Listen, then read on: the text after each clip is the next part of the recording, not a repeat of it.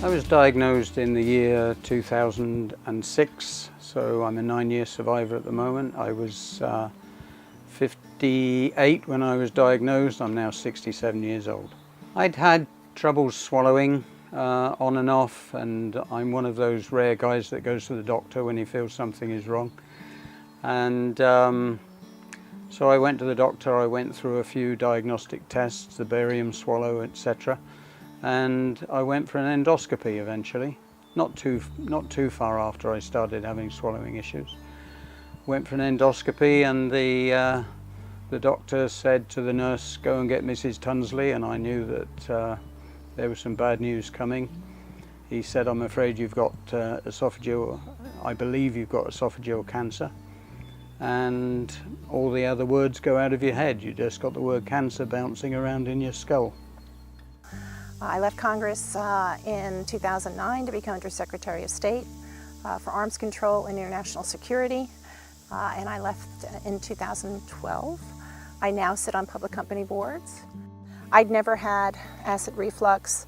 I'd never really had any symptoms of it, but I could tell that I was having a problem. I wasn't interested in eating, and I really was kind of run down. And I had a couple of bites of pizza, and I realized that I really couldn't eat it. I could chew it, I could swallow it. It would actually go down my esophagus.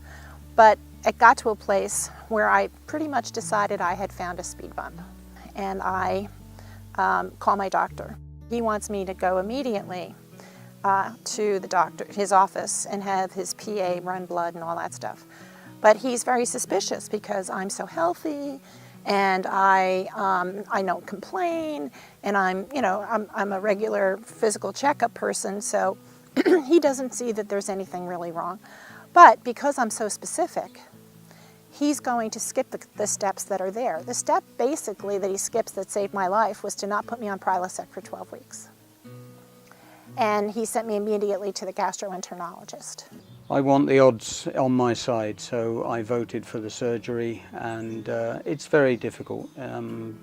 Eating afterwards, dumping syndrome, had to graze meals because I filled up in an instant. Lost a lot of weight, which was a silver lining for me, because I was, like many people diagnosed with this disease, I was severely overweight. It was a tough time for a good 18 months, 2 years after the surgery, but now then I'm back to normal. I eat normal sized meals, I can eat sugar again, I can drink beer again. Life is good. I had my surgery on December 3rd of 2010 at Duke University. I got out of the hospital on Christmas Eve.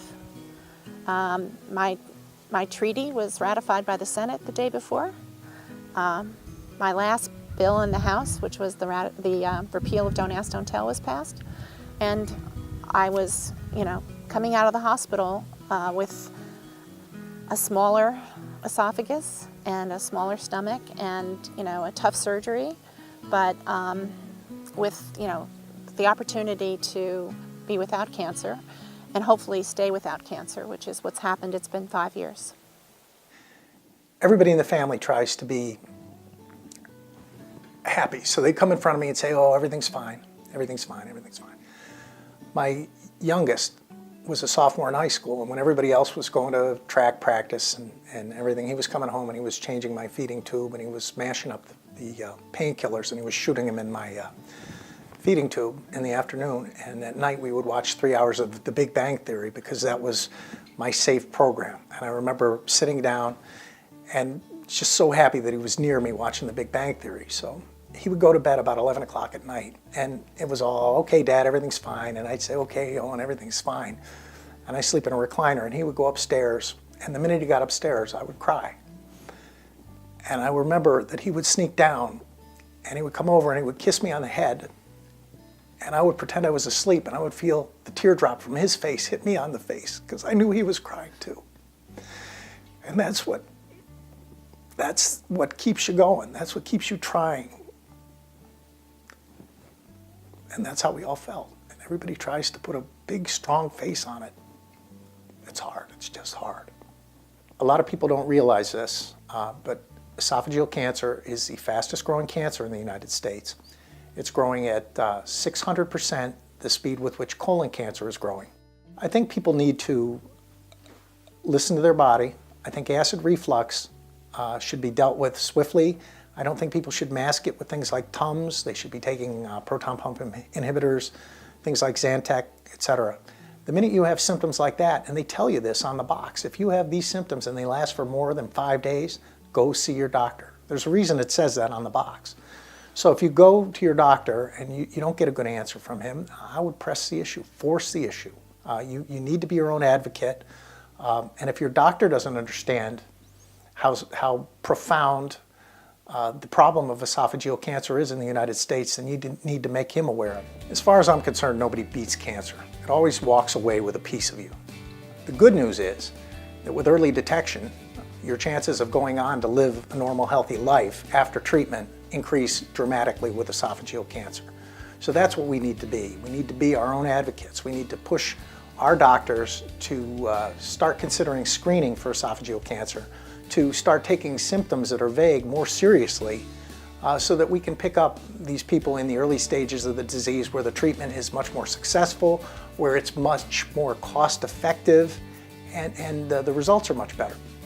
I want to say something about the 4 years that I've had since my treatment and my surgery.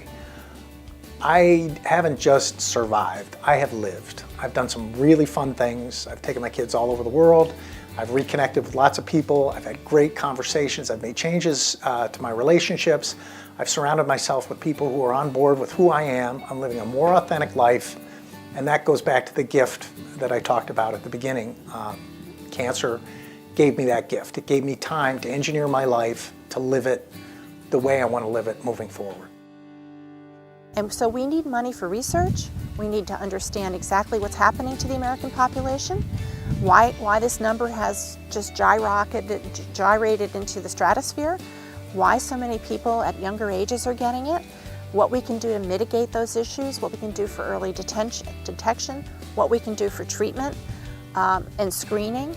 But we also just need people generally aware that, that this can be a silent killer, and that if you act as if taking antacids is just the right thing to do and not getting yourself screened, then you're going to be more susceptible to a later, much more dire diagnosis.